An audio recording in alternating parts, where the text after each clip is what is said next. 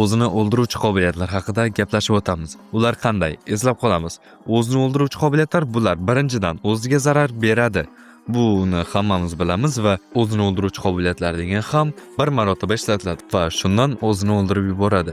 Ya'ni ishlatuvchisini o'ldirib yuboradi. Qandaydir qobiliyatlarni ishlatsa, birinchidan o'ziga zarar bera boshlaydiganlar, qaysidirlari o'ldiruvchi, qaysidirlari esa shunga yaqin zarar beruvchilar hisoblanadi. Yana shu temaga qaytamiz. Gojoning cheksizligi. Oldinlari uni ko'p ishlatganida ko'p hollarda miyasi kuyib ketishi mumkin edi. Lekin hozirda cheksizlikni to'liq o'rganib olgani sabab unga bu nafas olgandek oson bo'lib qolgan. Bu shunchaki misol tariqasida edi. Kommentariyaga kirib hamma yoqqa govno otib tashlashdan oldin ozmoz o'ylab ko'ring. Bo'lmasam videoni cho'zib o'tirmasdan boshlab qo'ya qolamiz. Anime kino dramalarni o'zbek tilida va sifatli tarzda tomosha qilishni xohlasangiz, Banana TV ilovasini tavsiya qilib qolaman. Linki har doimgidek opisaniyada. Guts Berserk animesidan.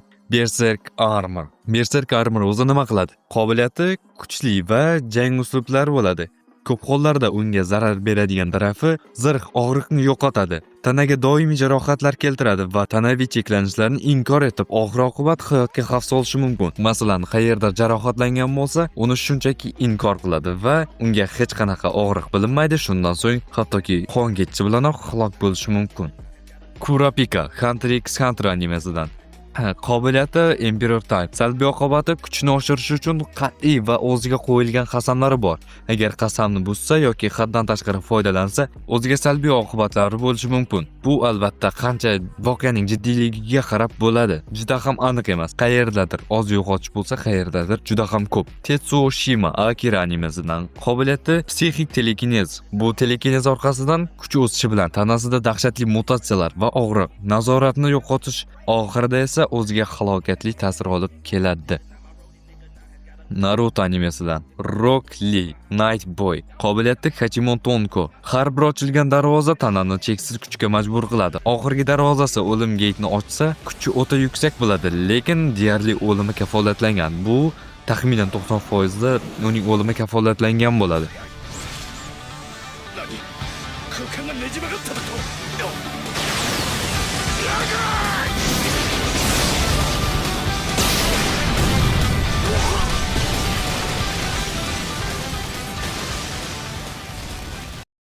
Netero Hunter x Hunter animesidan.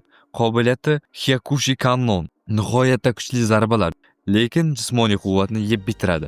So'nggi miniatyur Ross bilan o'zini portlatishga majbur qiladi va shu bilan o'zini ham yo'q qiladi.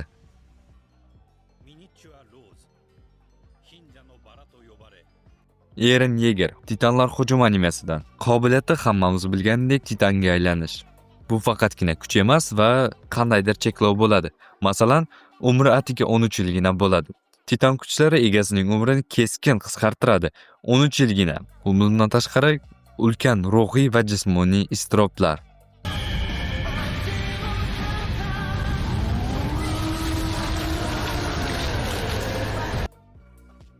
Nagato, ya'ni Pain. Qobiliyati Samsara of Heavenly Life.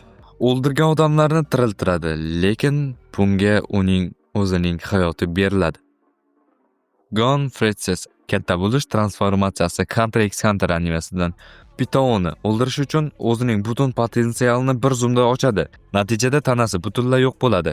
So'ngra tibbiy jihatdan tiklangan va bu ham o'ziga zarar beruvchi qobiliyatlardan biri. Hiruzen Sarutobi. Bu texnika taqiqlangan hisoblanadi, chunki bu ham o'zining, ya'ni ishlatuvchisining hayotiga xavf tug'diradi. Biz uni Orochimaruga qarshi ishlatganida ko'rganmiz. Bu texnika faqatgina qurbonning emas, hattoki ishlatuvchisining ham jonini olishga majbur qiladi. Chunki buning sharti shunaqa. Foydalanuvchi o'ldiruvchi demonni chaqiradi, u dushman jonini tortib oladi va uni abadiy muhrlaydi. Shu bilan bu yerda videomiz yakuniga yetadi. Agarda videomiz yoqqan bo'lsa, like bosish esingizdan chiqmasin. Bizning videolarimiz ham like chiqib qoladi. 死んだところを確かにこの目で見た。ザ・ワールド、俺だけの時間だぜ。